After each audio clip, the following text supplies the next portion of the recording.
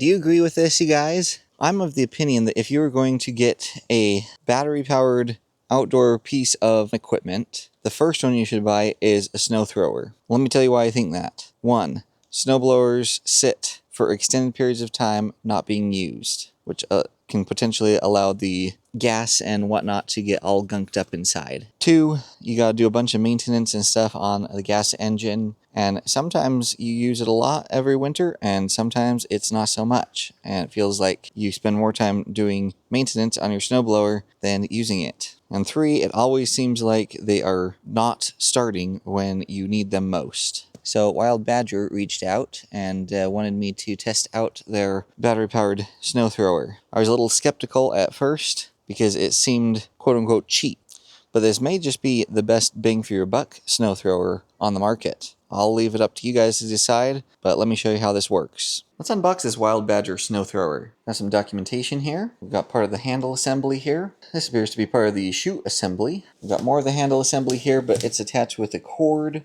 for control, so that'll have to come out with the main unit. That is right down here. This is the chute adjustment handle here. In this white box here, we've got a battery charger. Down in the bottom of the box, we have the chute right here. You can kind of see the unit a little better here. Here's a battery, pretty beefy, and a second battery as well. Comes with 2 batteries, that's sweet. So this battery charger has 2 different color lights. With the green light flashing, that means it's charging. When it's solid on, that means the battery is fully charged. This will be red if there's an issue detected, like too hot of a battery cell. And then if you get multiple lights, that means there's error with the battery itself. And it's got this pretty cool like fuel gauge built into the battery, which is pretty sweet. And then inside the battery compartment here, we've got a baggie of hardware to assemble this with. You've got 2 bays, by the way, for batteries, but only bay A that's labeled working is the one that actually feeds power to the machine. And this just keeps the extra battery in reserve. So step 1 of the assembly is this part right here, and it simply attaches with these wing nuts and bolts. The instructions do show these wing nuts going to the outside of the frame. Next part to install was the main handle here, and it just screws on with the other big wing nuts and bolts. And right over here, we've got this little black thing, and you unclip it from the handle, and then bring it down here, and kind of clip it right there, and that just helps manage the power cord there. So we have those 3 black screws, and they're going to go in those 3 holes right there, which will in turn hold the chute in place. Correction, the chute indeed goes there, but there's also a little manual flip thing to adjust its angle, and that goes on top of it like that. Now this remote chute adjusting handle, very, very easy. Just down here, there's this square piece, and you can see, maybe, anyway, there's a square inset end right here. So simply with the chute in the straight position this with the chute handle straight up. And then there's a little bracket right here, and a hole in that metal thing, and there's this bolt and nut that will secure that to the midpoint of the handle right there. So now, if I twist this lever to the left, you can see that the chute twists to the left, move it to the right, the chute goes to the right. But you can also just come up here and twist it that way too if you want. Angle adjustment is right here, very nice. And I gotta say, it's the small touches. This little bit of insulation along this metal is going to absolutely save your hands from having the heat sucked out of them by that cold metal when you're snowblowing. And then this is the business end of the machine, and we've got this full-on, rubberized impeller, very typical of single-stage, snow throwers. We do have a plastic scraper blade, and check out the really wide opening for the chute. So that will help minimize the amount of clogging that happens. So just for fun, let's just put the battery in. Let's just see how loud this is. There's a safety button right here on the side that you need to press and hold while pulling the bail back. Otherwise, nothing will happen. All right, here we go.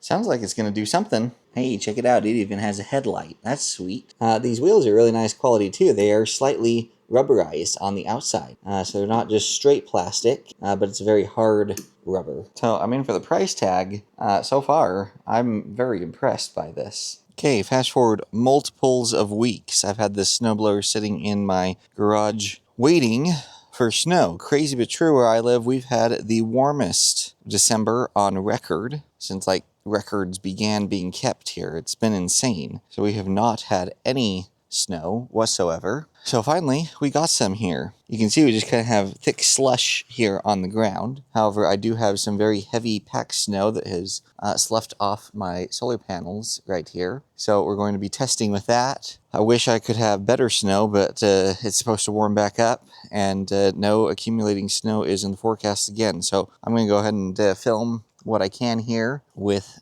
this limited amount of snow, and then if I get any good decent snowfall, maybe I'll make a follow-up video so you can see how this works. This stuff though is going to be absolutely ridiculous to blow. It's wet, you can see the slush and it's packed because it fell off the roof, so this is going to be a little bit of a torture test.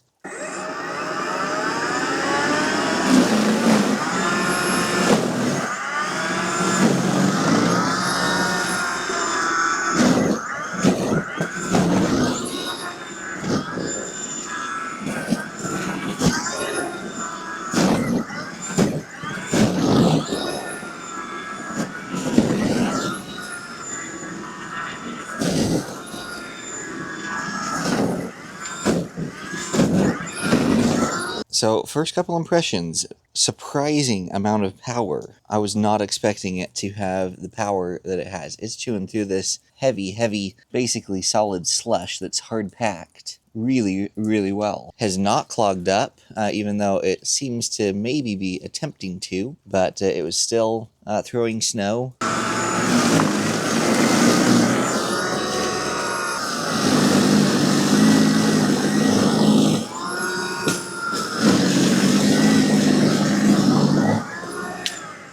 I don't know if you can hear, but it sounds like when it gets loaded, the motor actually spins up a little bit more. I don't know if it's coming across in the camera or not. I think it is a little bit. Can you see how saturated this is? See how dark this color is compared to the stuff right here on the very top? So this is literally like solid slush. All right, so we're going to just make a swipe right into all of that, just thick, heavy stuff, and just see if we overload it or what.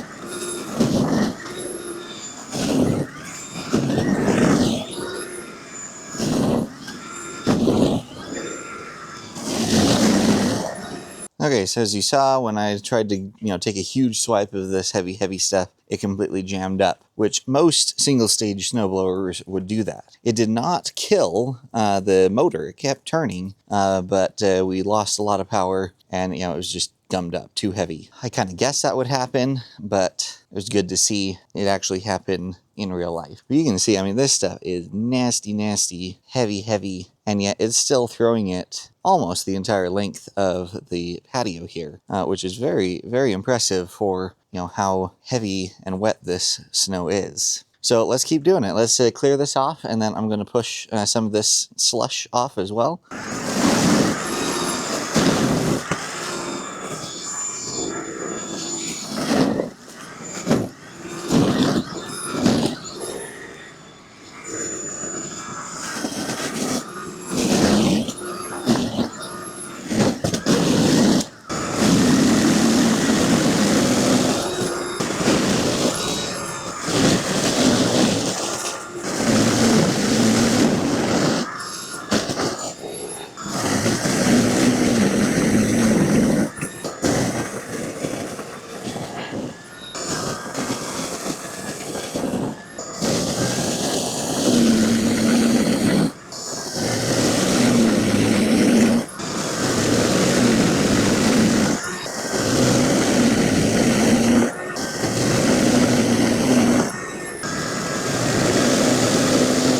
It's very easy to push. Now I'm doing this one-handed right now. Now granted, it's not very much snow, but very easy and slick to push. And I'm not using gloves, and this grip is super nice. Really helps keep your hands a lot warmer.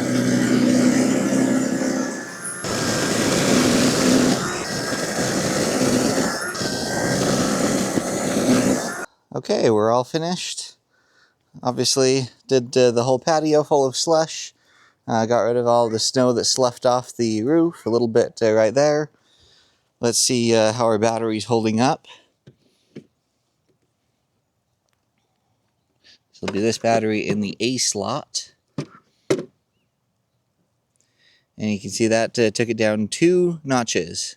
I wish I could do a full runtime test to see exactly how much that would clear with its included 2 batteries. But that's going to need to wait until a different time. For the price you pay for the snowblower, I think you get a lot of bang for your buck. It's got a surprising amount of power, and so far, clears snow exceptionally well. Very easy to control, throws the snow a good distance. Even this wet heavy stuff, it was throwing really, really well, as you can see here in the yard. Can you get more powerful, fancier, bells and whistle, snow blowers? Absolutely. But if you don't have mega amounts of snow and just need something to lighten your load a little bit, this could be a good consideration. Very impressive performance from Wild Badger. And let me know down in the comments, you guys, if you agree with what I said at the beginning. If you think snowblowers are the first priority for battery-powered units. What's your experience been with gas-powered units? I have 3 gas-powered snowblowers, and I'll still be keeping those. I'm not anti-gas snowblower, that's for sure, but I sure enjoy the convenience that this one brings. Like, comment, share, subscribe, and hype, the 5 free things that really benefit the channel. I know this video is slightly different than what I normally do, but wanted to throw this out there. And besides, this could be a solar-powered snowblower, right? We could go ahead and plug the battery charger into, a power station and throw a solar panel out and blow snow with the power of the sun. So, in some way, it is related to solar and battery power, right? Anyway, standard programming with more DIY solar and power projects are coming. So stay tuned. Stay safe, everyone, and we'll catch y'all next time.